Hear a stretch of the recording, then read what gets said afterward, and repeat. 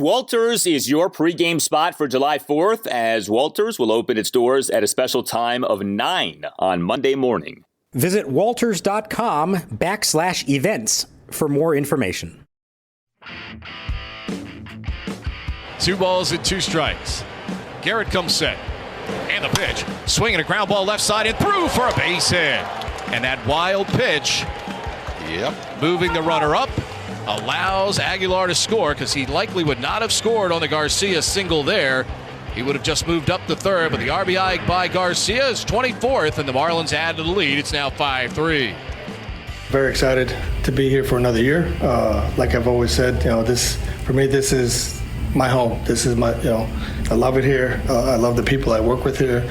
And welcome to Nats Chat for Sunday, July 3rd, 2022, along with MASNsports.com Nationals insider Mark Zuckerman, who is at Nationals Park. I'm Al Galdi, host of the Al Galdi podcast. 1-10. Let that sink in. 1-10. That now is the Nats record against the Miami Marlins this season after a 5-3 loss to the Marlins at Nationals Park on Saturday. The Marlins this season have 36 wins. 10 of the wins have come against the Nats. 27.8% of your Miami Marlins victories this season have come against our Nationals, who now this season are 29-51, second worst record in the National League. There is the game to discuss, but there also is big Nats news to discuss. And, I wonder if Mark Lerner is, in fact, a loyal listener to the Nats Chat podcast, because on the previous installment of the pod, did bring up the, by the way, deadline that was approaching, the deadline by which the Nats needed to decide on exercising the 2023 club options on Mike Rizzo and Davey Martinez. Well, we on Saturday afternoon got the news. The Nats announced that they have exercised the 2023 contract options on Mike Rizzo and Davey Martinez, or as the Nats call him in the press release, Dave Martinez. That just does not sound right, Dave Martinez. He's Davey to all of us. But Mark, not a shocker, but this obviously is a notable development, and so barring the unforeseen, Mike and Dave will be back for 2023. And lucky us, we get to dance this dance all over again next year in terms of the futures of Mike and Dave. It's part of covering the Nationals organization is constantly wondering, okay, when is the manager, when is the GM's contracts up, and are we going to go through this yet again? But first of all, props to you. You've been on this for a while now. You knew this was coming up. You kept bringing it up, and it did finally happen. And I think it's good that they did it now. It didn't really take this all the way down to the end. They had until July 15th to settle it. Like you said, I was never all that concerned. Just given the overall state of things in the organization, it never made a lot of sense to me to think that they would not bring them back at this point. Are you really going to do that as you're in the early stages of a rebuild with the specter of an ownership change coming sometime in the near or long-term future? I wasn't surprised by any of it, but I was glad to see it get done, not really drag this out any longer. And, whatever you may think about the current state of things, I think there's something to be said for this. Mike Rizzo has been with the organization since 2006, and he's been the GM since 2009. He's now guaranteed to be here through at least 2023. Dave Martinez, or Davey Martinez, depending on your preference, was here in 2018 and is now going to be here through 2023. He's going to be here for 6 seasons. And no previous manager survived more than 2.5 seasons here. For an organization that has had plenty of turnover, plenty of changes, and is going to have more turnover and more changes in other areas, I think there's something to be said for some stability. The two people who are the figureheads of the organization on a daily basis are still going to be here, and I think there's something to be said for that. Yeah, absolutely. And, it's funny with Davey, and we've talked about this, but so this is year 5 for Davey as a Nats manager, and you could argue 4 of the 5 years have not been good years, certainly by expectation standpoint from 2018. 2018 was a winning season, but it was not a very good season. With the exception of 2019, you've had disappointing seasons, but I think most people look at Davey and say, yeah, he probably does deserve to be back, because I don't think anybody puts the current state of the team on Davey Martinez. So I just think that that's kind of interesting, because other managers have been here and have done quite well and yet have been gone, right? Like Dusty Baker had 2 great seasons, was gone. Davey Johnson had, 2+ pretty good seasons if you look at what he did with the Nats, gone. So was Davey here in 2011? He took over mid-11 when Jim Riggleman resigned and went to Caddies to share his miseries with the world. Yeah, so Davey had 2 good seasons and change and was gone. So that kind of a thing. So with Davey Martinez, I think what stands out too is the money he's going to get for next year. We know that the Lerners don't like to pay managers, and yet the reports are that Davey's going to make $3.5 million next season. We're not used to that. And, look, who knows if the Lerners will still be the owners of the team next season.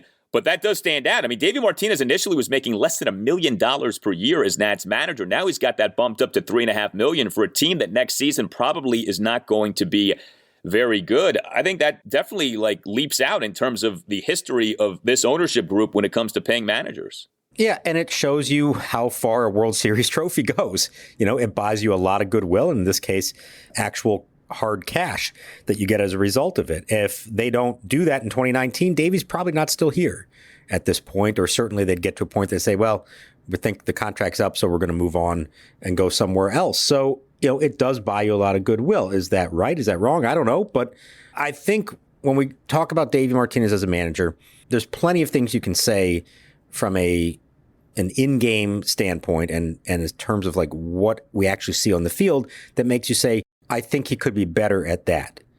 But I still, 5 years into this, see and hear from everyone who's around him nothing but glowing praise about the way that he conducts himself and the way that he leads the franchise off the field. The respect he has, the admiration he has for the way he's able to develop the relationships with his players, with his staff, with everyone else who works there, the humanity that he shows in good times and in bad, the way he is able to stay even keeled through all of this stuff. And that was the thing that Mark Lerner said. I remember the night they win the World Series in the clubhouse, Mark is saying to me, how Davey stayed patient through 19 and 31, I'll never know, but he did. And that's among the reasons that they did turn it around. So even as things are looking so awful right now, not to say they're going to turn it around this year, they're not, but he remains the same guy throughout. And that's a really good quality to have as a manager. Yes, you'd like to see more wins than losses, especially as you move forward in this rebuild. But I think he has earned a lot over this time here and has earned the respect of all these guys, even when the results on the field have not been great.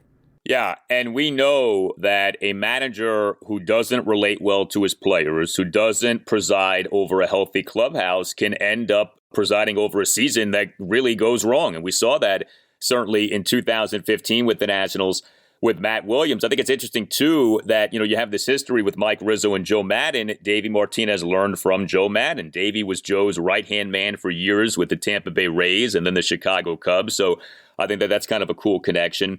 And, Davey and Mike now are tied to the hip. I saw that Davey said something to you guys before the game on Saturday to the effect of, there's no one else I'd rather be doing this with than Mike Rizzo. So I think that's kind of a cool thing. I couldn't do this without the supporting cast, around me. And that comes from the upstairs to the training staff to the coaches who, I love. Organizational alignment matters a lot. And we have seen with some of our other Washington, D.C. sports teams, when you do not have proper alignment between the front office and the coach or the front office and the manager, how really screwed up things can be. You seem with Mike and Davey to have that alignment. And I think that matters because if you have those two guys on the same page, that can mean some really good things for you. We did get a statement from Mark Lerner in the press release on Saturday, quote, Mike and Davey have been leading the Washington Nationals for several years, and it is only right to continue with them at the forefront. Mike has led us through many different phases of our organization, and we believe his work during this current phase will pay off in the end. Davey has done a tremendous job in the clubhouse and in the dugout for 5 seasons. His continued determination and unwavering support of his players makes us proud. We are lucky to have Mike and Davey leading the way. So they called him Davey in the quote. Okay, well, there you go. Okay.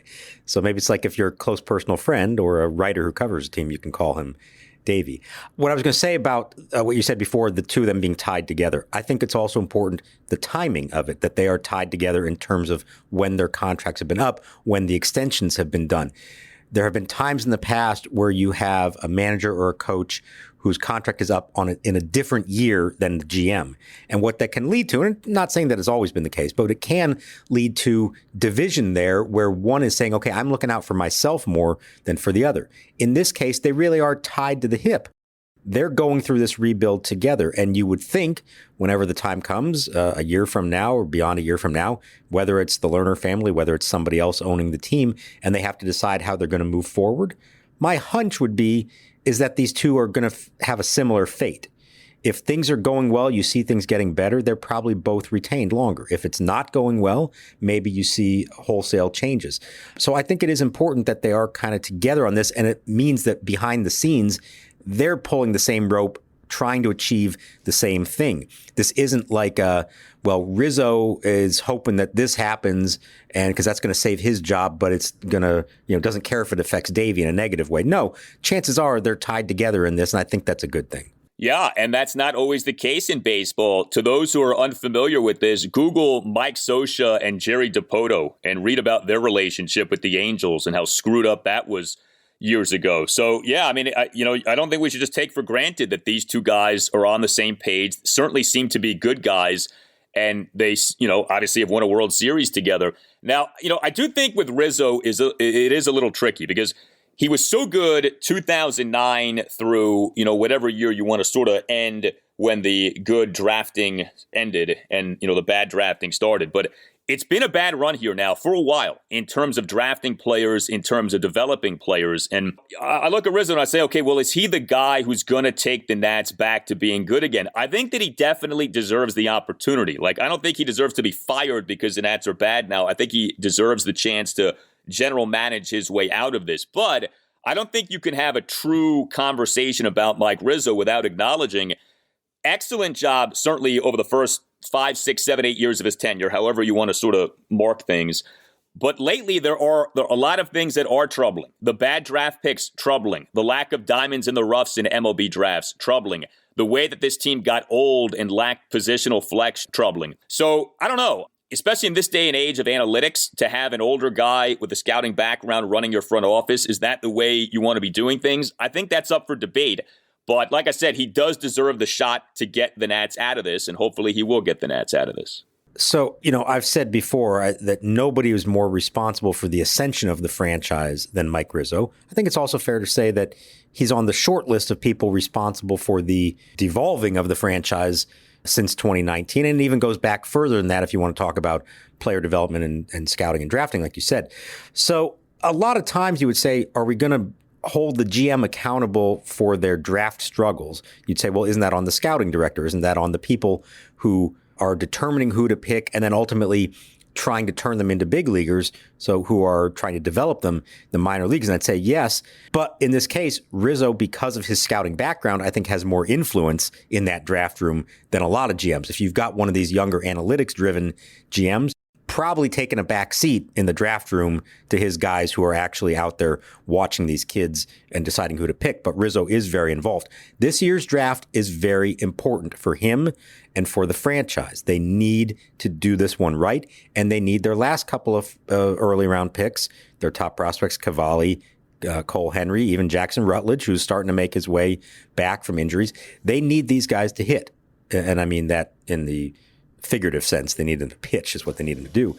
It is an important time for them and for him and how he's going to be evaluated through all this.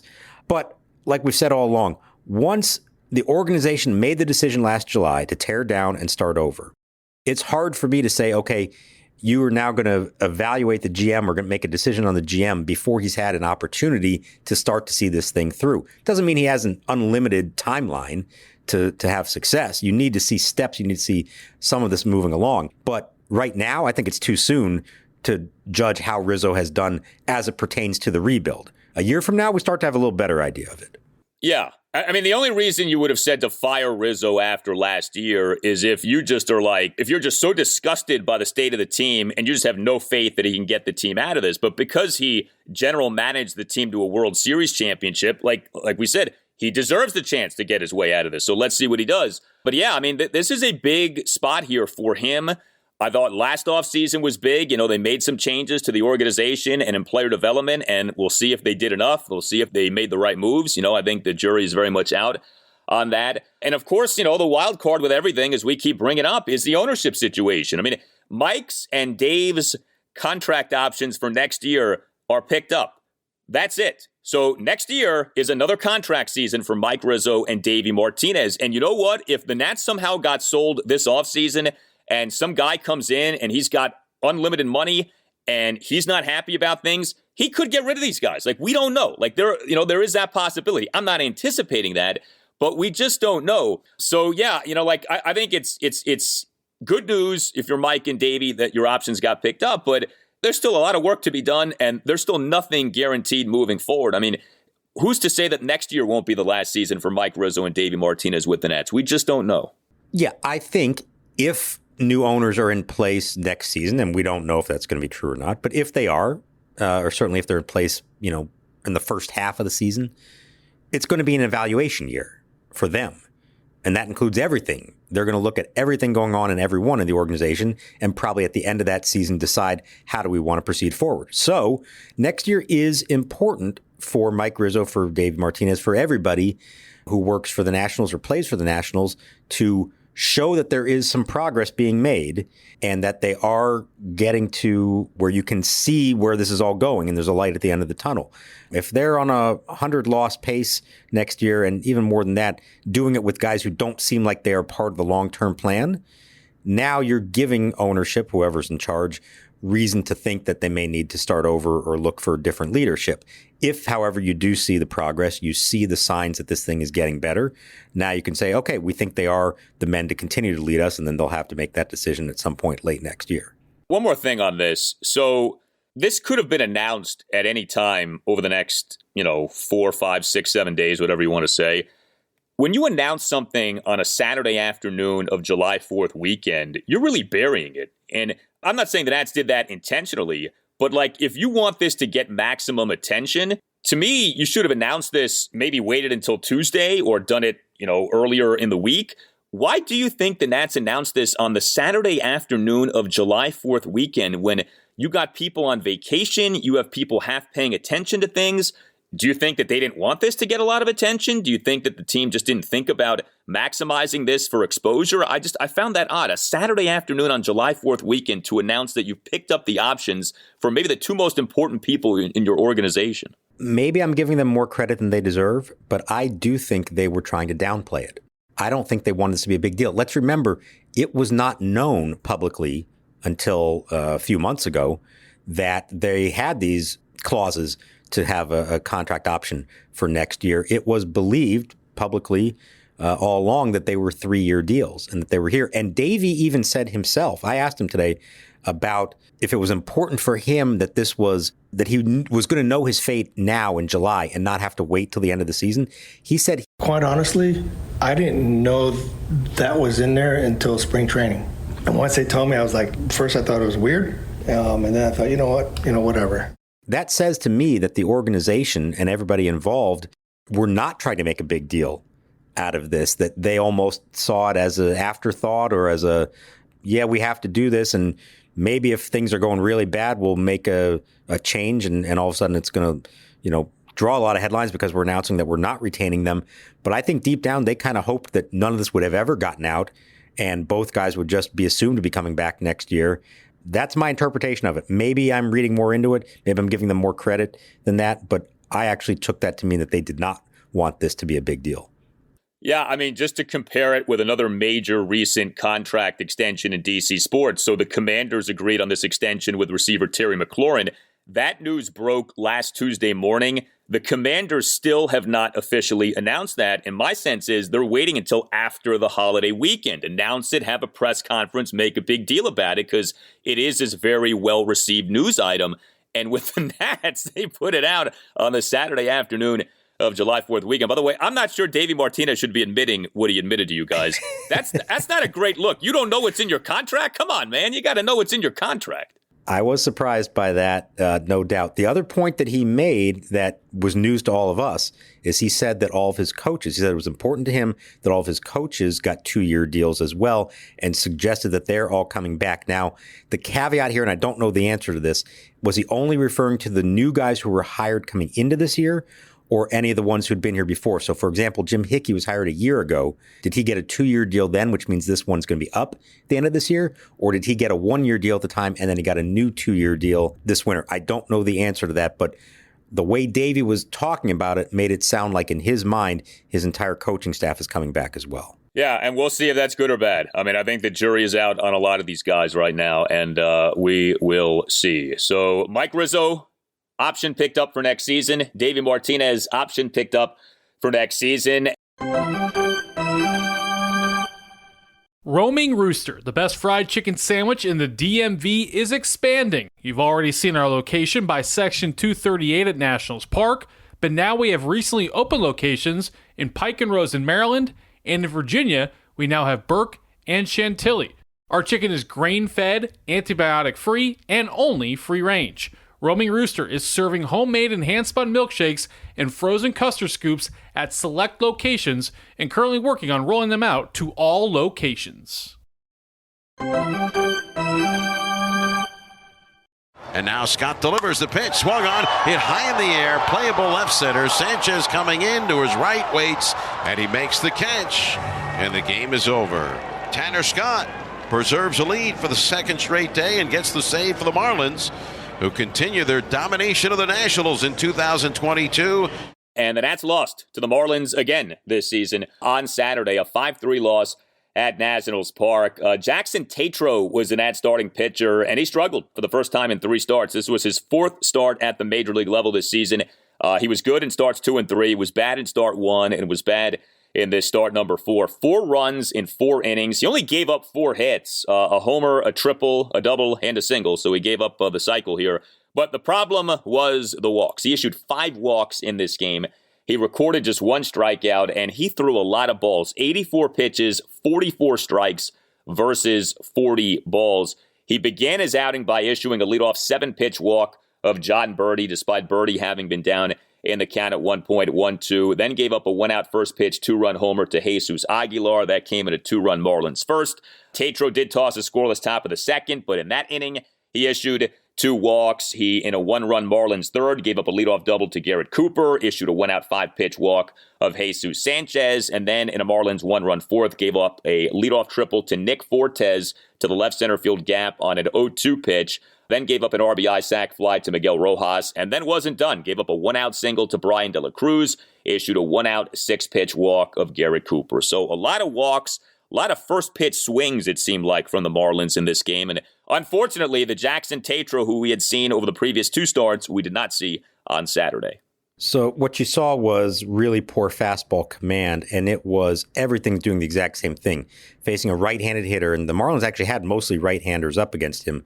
Everything was cutting away from them and ending up outside the zone too far off the plate. And he said he felt it. He knew it was happening. They think it might have been a mechanics thing where he's kind of yanking his arm and cutting it off and making it do that.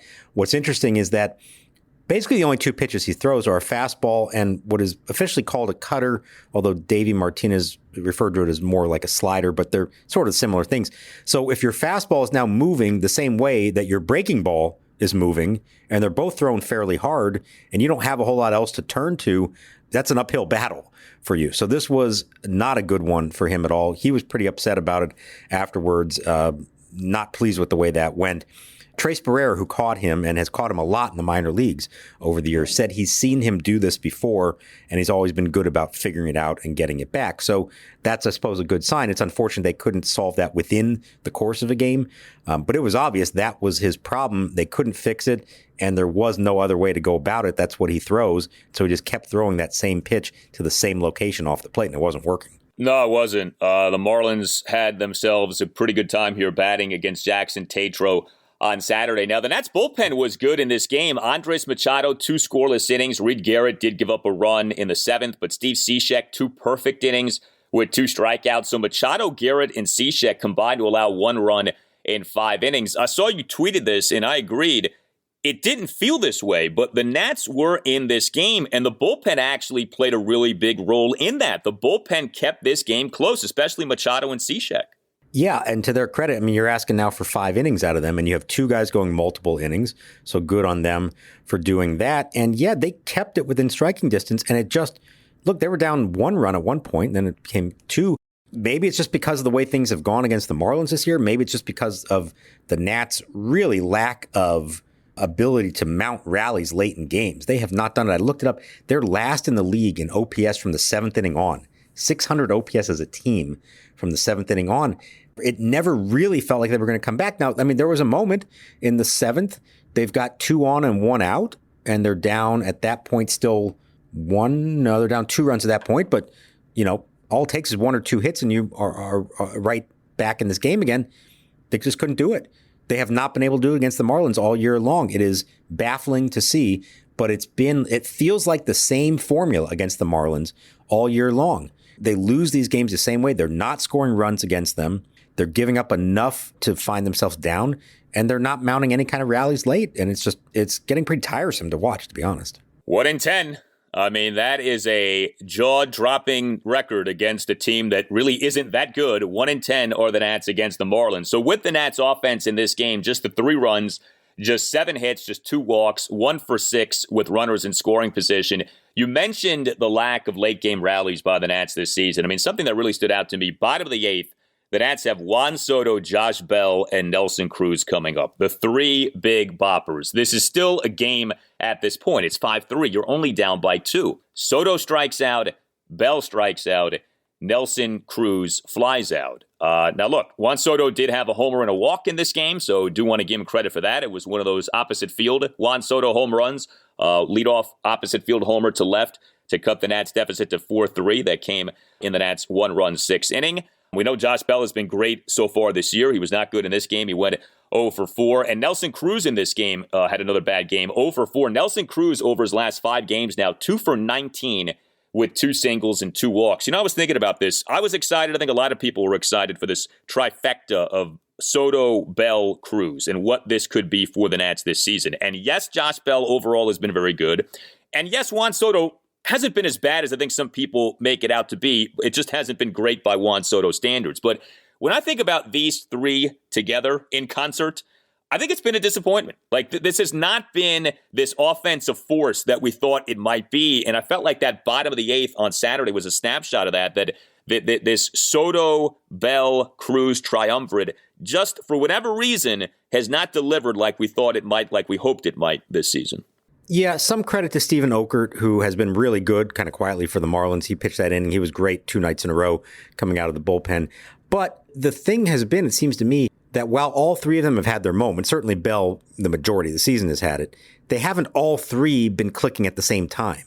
How many times, there have been a couple of individual games where it has worked out. I feel like they had it, was it in Texas or was it against the Pirates, where there was like a game where the 3 of them combined for something like 7 for 8 in the first couple innings and drove in 5 runs, something like that. We've talked about it from the beginning. This lineup was designed for the 3 of them to be producing. And unfortunately, even when 2 of them are, that's sometimes not enough.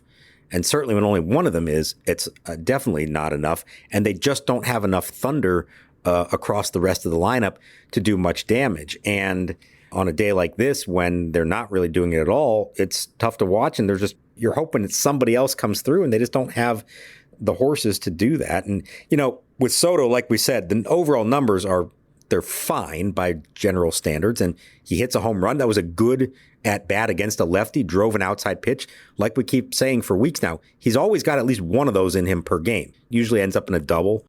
But he continues to not come through in the biggest moments when he's had the opportunity to do it and really impact a game. And I think that's been the hardest thing for him, is that the numbers are okay, but the when he's done it has not been most advantageous to the team. Yeah, no doubt. You mentioned Tres Barrera. He was the Nats starting catcher in this game. He batted out of the number 8 spot, and he had a big hit in this game. He went 1 for 2 with a 2-run single. Tres Barrera in the Nats' 2-run second in his first plate appearance here since being brought back up. 2 out, 2-run single to left field to tie the game at 2, despite having been down to the count at 1.12. We talked about this on the last installment of the podcast. Tres Barrera last season was a productive player for the Nats at the major league level. Tres Barrera last season for the Nats, OPS plus a 112 over 107 plate appearances in 30 games. It was kind of a sneaky thing, but the Nats between Barrera and Riley Adams last year actually got some pretty good offensive production down the stretch of the season. And, I don't think anybody has designs on him being, Mike Piazza, but Barrera can hit a little bit. We've seen that. And here he is, his first plate appearance back, and he comes through with a pretty clutch hit for the Nats on Saturday. A pop-up slide. He stands there with his first hit of the big leagues this year. A clutch. 2 out, 2 strike, 2 runs, single to left, ties this game. And unlike what we just said with Soto, Barrera has been very good in those situations. Did you know last year, it's only 28 plate appearances, granted, but his slash line with runners in scoring position was 300, 500, 600. That's a 500 on base percentage and a 600 slugging percentage with runners in scoring position. I asked him about it after the game, and he said maybe being a catcher, being in those on the other end of those situations, helps him, that he knows the pressure's on the pitcher. Pressure's not on the hitter in those spots. It's the pitcher who has to try to get out of this thing. And so he really tries to take that mindset to the plate as a hitter and say, hey, stay calm here. Just try to use the whole field, get the runner in. He's the one who's now in trouble trying to get out of a jam, and it works for him. Is that going to keep up over the long run? I'm going to guess probably not, but he does seem to have some kind of knack. And it's funny talking to him. He has very little major league experience, and he's not an old, minor league. He hasn't been around forever. I want to say he's 26 years old, but he just talks like a veteran. He talks like the classic backup catcher who's been around forever and has a lot of maturity and understanding of the game. He was talking about his work at AAA with Cade Cavalli, Cole Henry, talking about them as kids and about how, hey, they need to learn that when they get called up, it's going to be for good. That's what it's all about. It's not about making it to the big leagues. It's about sticking in the big leagues. He talked about Tetreault, the work he's done with him over the years. I came away really impressed with this guy who, you look at his baseball card and there's not a lot on it, but he acts like a much more experienced and mature big leaguer than you would think. Well, you certainly need catchers like that. And catcher is a position at which there just are so few good hitters anymore. So if you have maybe two of them in Keibert Ruiz and Tres Barrera, and we'll see with Riley Adams, we certainly don't want to write him off. That's good. I mean, you're ahead of the game if you have multiple guys at catcher who can actually hit a little bit. One other thing from this game, we did have an error from Luis Garcia. Luis went 1 for 4 with a single. He in the bottom of the 7th had a 1-out single to center, but also for Luis Garcia in this game, top of the 4th, a 1-out throwing error on a full count grounder off the bat of John Birdie. We didn't make mention of this from the Friday night game, but Luis Garcia in the Marlins 3-run third on Friday night, I thought a very poor relay throw to home plate on that Garrett Cooper 2-out RBI double for a 3-0 Marlins lead in that 3-run Marlins third inning.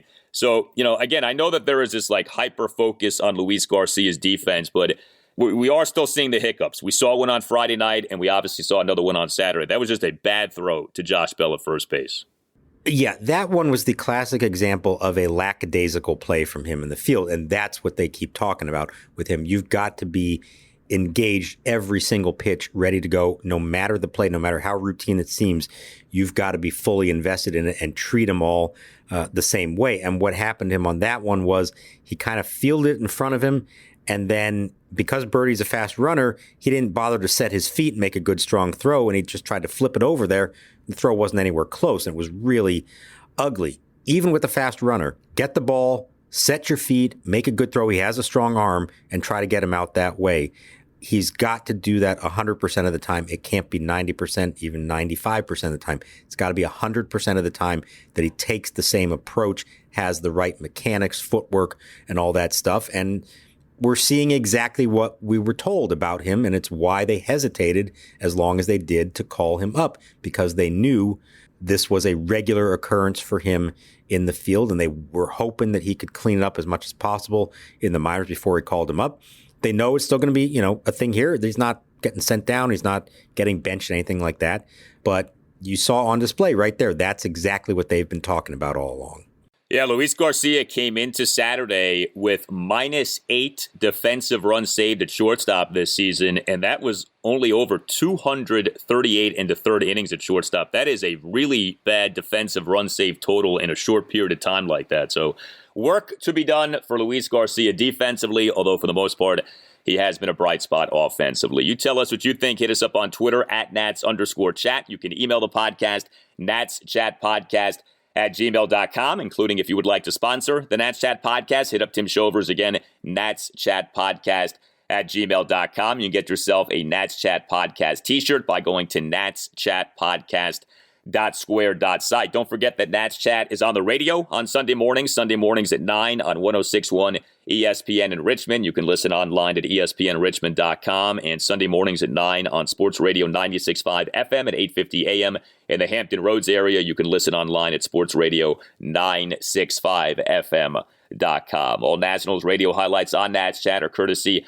of 106.7 The Fan. For Mark Zuckerman, I'm Al Galdi. We'll talk to you next time on the Nats Chat podcast. And we leave you now with a look back at what happened 1 year ago, July 2021, as we take you through the month that changed everything for the Nats. And the spotlight for this installment of the Nats Chat podcast is on a 10-5 loss to the Los Angeles Dodgers at Nationals Park on Friday night, July 2nd, 2021. This is part of a 4-game sweep for the Nats to the Dodgers at Nats Park, July 4th weekend of last year. This was the game in which Kyle Schwarber got injured. Kyle Schwarber, off his incredible month of June 2021, he was the National League Player of the Month. He, over 27 games that month, hit 16 homers, slugged .760, absurd, right?